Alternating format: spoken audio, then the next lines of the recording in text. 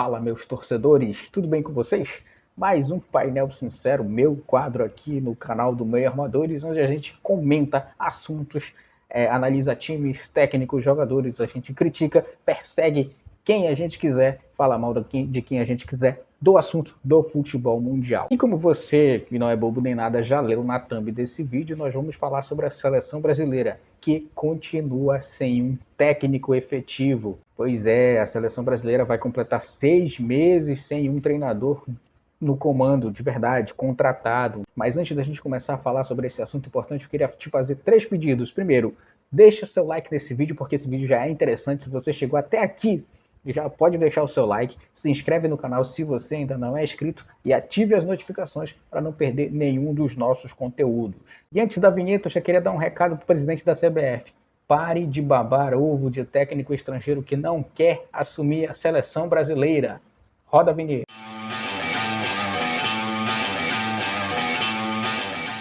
Bom, a seleção brasileira continua sem técnico, já vai fazer 6 meses sem um comandante contratado e efetivo na seleção pentacampeã do mundo.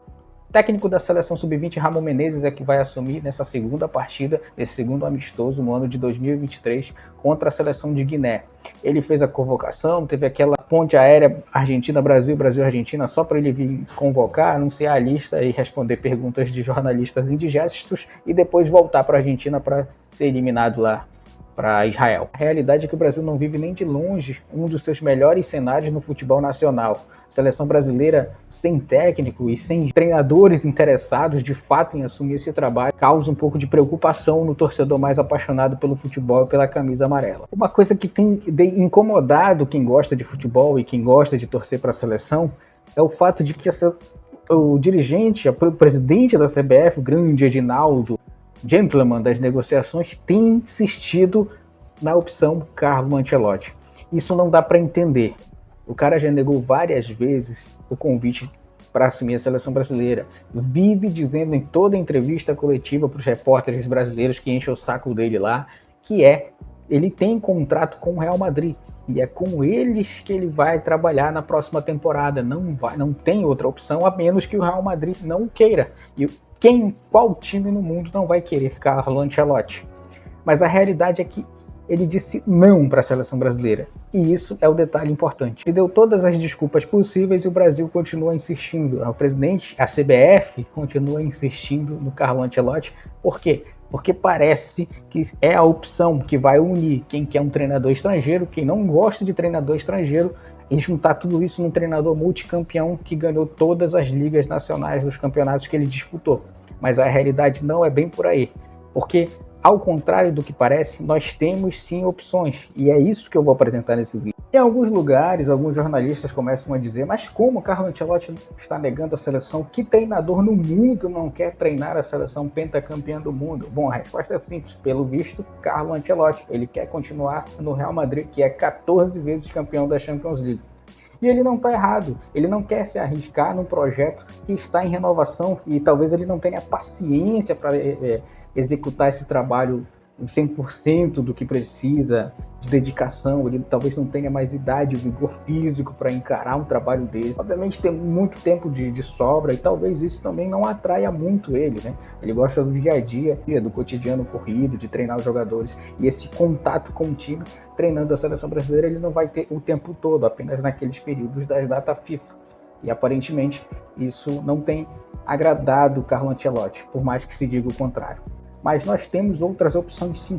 E vamos começar pela primeira opção, que eu acho que ainda que seja polêmica, acho que ainda que seja distante, e a gente separou essa ordem aqui, do mais distante da seleção brasileira até o mais está próximo, se Carlo Ancelotti não aceitar o convite da CBF. E a primeira opção, mais distante, talvez um pouco polêmica, seja Marcelo Gallardo. O argentino está livre no mercado, ganhou vários títulos com o River Plate, foi indigesto para muitos times brasileiros, mas conhece a América do Sul, sabe o estilo de futebol daqui, e talvez o que pega e o que distancia muito ele de treinar a seleção do Brasil ou qualquer seleção aqui na América do Sul é o fato dele ser argentino. E ele foi cotado muitas vezes para assumir o lugar do Scaloni na seleção argentina, mas o trabalho do treinador interino lá nos Hermanos foi melhorando cada vez mais, ele acabou assumindo e o Galhardo ficou aí, desempregado. Outro fator que impede, talvez, o treinador argentino de assumir o Brasil seja os altos valores que ele pede do salário, luvas, meias, moletões, enfim. A realidade é que é um pouco caro para a CBF.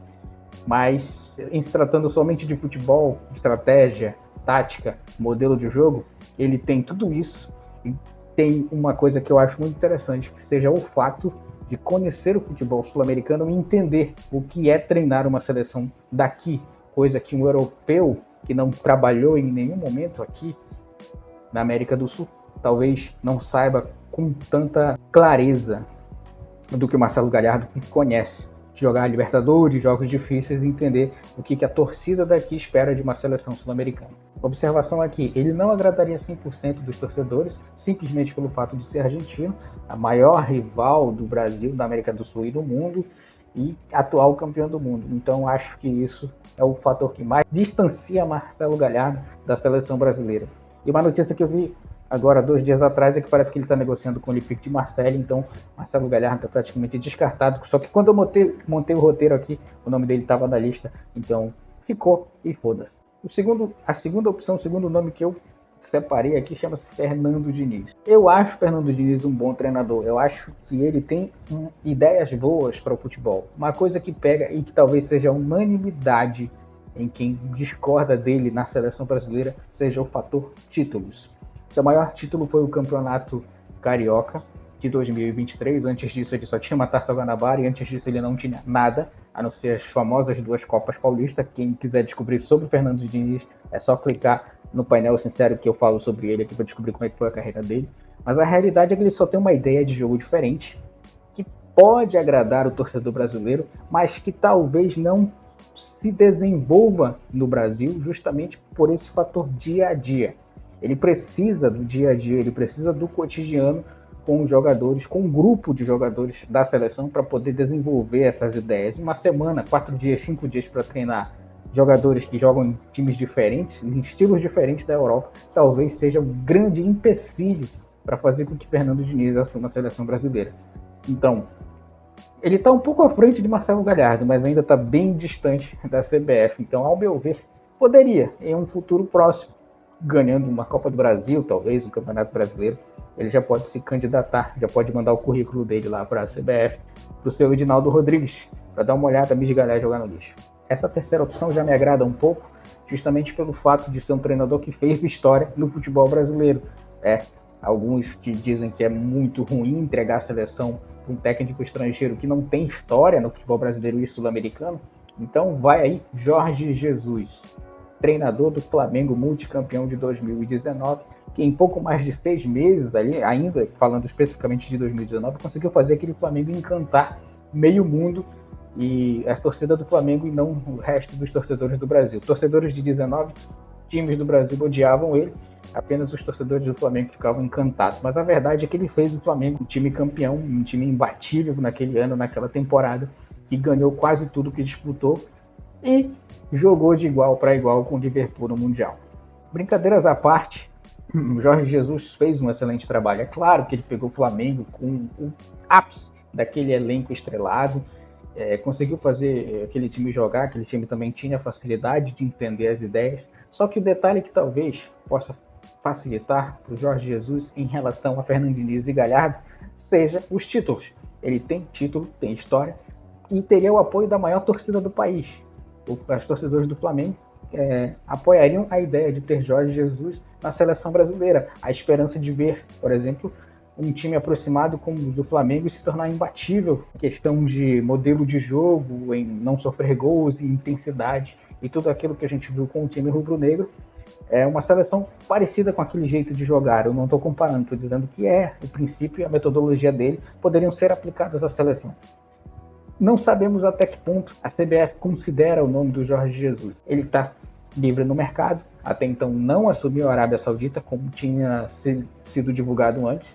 Então, o que se espera é que, caso o Ancelotti não assuma, talvez Jorge Jesus vire opção aí para a CBF, para esse ciclo de Copa do Mundo. Esse próximo nome aqui é um nome que talvez divida muito a opinião dos torcedores em relação a assumir ou não a seleção. Dorival Júnior, atual treinador do São Paulo e atual campeão da Copa Libertadores e da Copa do Brasil. Veja bem, ele tem 2 títulos de Copa. Ele ganhou a Copa Libertadores com o Flamengo e ganhou a Copa do Brasil também com o Flamengo. Ambos os títulos em 2022. E agora ele está fazendo um trabalho de reconstrução, de reformulação com o tricolor paulista e vem se dando bem, apesar dos pesares, com um elenco que não é dos melhores do São Paulo nas últimas décadas. Mas ele sim conseguiu consertar o São Paulo, conseguiu aparar as arestas do trabalho de Rogério Ceni, corrigir alguns erros de posicionamento, e agora o São Paulo parece que tem um modelo de jogo, um padrão tático para jogar jogos grandes. O fato dele ter conquistado as 2 Copas no ano passado, Copa do Brasil e Copa Libertadores, pode ser um diferencial para ele assumir a seleção brasileira. O que pesa contra ele talvez seja isso: ele só conseguiu a Copa do Brasil e a Libertadores. Ele não conseguiu o Campeonato Brasileiro e ele pegou, como dizem, um Flamengo que já tinha um elenco montado, ele só fez aquele elenco jogar da forma mais à vontade. Detalhe, o Flamengo antes era treinado por Paulo Souza e beirou a zona de rebaixamento do Campeonato Brasileiro de 2022, quase foi eliminado da Libertadores e quase foi eliminado da Copa do Brasil. Dorival Júnior é um técnico para competição de tiro curto. Dorival Júnior sabe lidar com jogos grandes, entende em alguns momentos quando se deve defender e se deve atacar. Não estou defendendo ele, só estou dizendo que ele tem essas qualidades. É experiente, sabe lidar com o grupo. Trabalhar com a seleção pentacampeã do mundo é entender que existe muita pressão da imprensa, pressão da torcida. 2002, 2006, 2010, 2014, 2018, 2022. Nós vamos para a 6ª Copa do Mundo sem conquista de títulos, indo para a 6ª para conquistar um título, no caso, é a 6ª estrela. Então essa pressão toda talvez pudesse fazer com que Dorival Júnior sentisse o peso de treinar a seleção brasileira.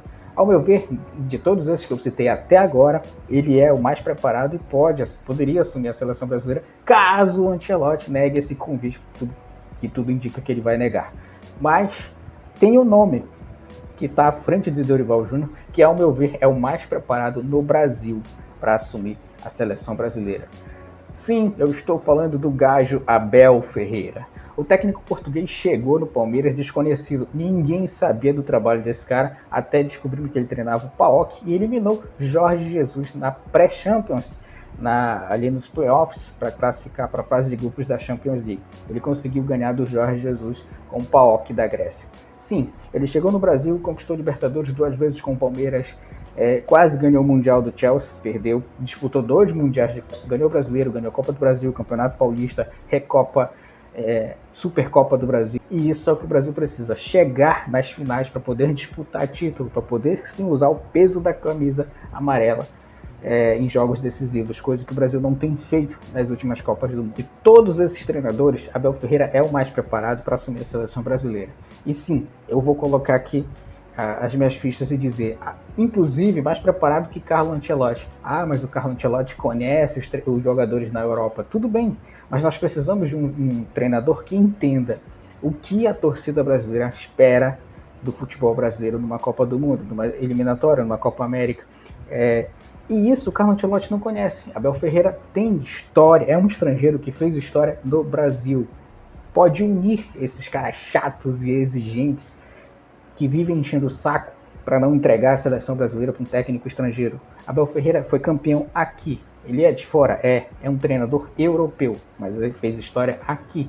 Ele pode sim tentar executar sua metodologia na seleção brasileira, essa metodologia de raça, essa metodologia de força, que às vezes o Palmeiras não joga o seu melhor futebol, mas ganha. E é isso que o Brasil precisa. Às vezes o Brasil não está no seu auge do futebol, não está no seu auge do brilho do futebol brasileiro, mas se ganhasse uma Copa América, se ganhasse uma Copa do Mundo, voltaríamos de fato ao topo do mundo e ninguém mais questionaria, porque nós ganhamos 5 Copas com treinadores brasileiros, mais uma com um treinador europeu que fez história no Brasil.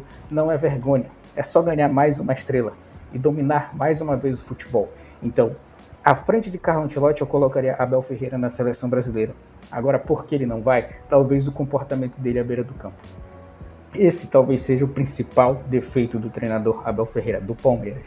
E volto aqui a criticar. Quem acompanha os conteúdos do Meus Armadores sabe que eu gosto muito de técnicos que analisam os times, que estudam os times adversários, que desenvolvem táticas específicas para partidas específicas e difíceis. E Abel Ferreira faz tudo isso. Só que à beira do campo, ultimamente, ele tem tomado cartões vermelhos direto. A FIFA, sim, tem instruído as comissões de arbitragem a punirem os treinadores mais exaltados. Essa não é a questão. A questão é que ele precisa se policiar para, a partir daí, tentar cobrar ou questionar os erros da arbitragem, na opinião dele, questionar as decisões da arbitragem, na opinião dele, se estão erradas ou certas, sem aumentar o tom de voz. Ele está marcado pelos árbitros brasileiros? Está. Então é hora de ele usar isso a seu favor e começar a simplesmente entender que o futebol brasileiro é dessa forma e que ele tem que se adaptar.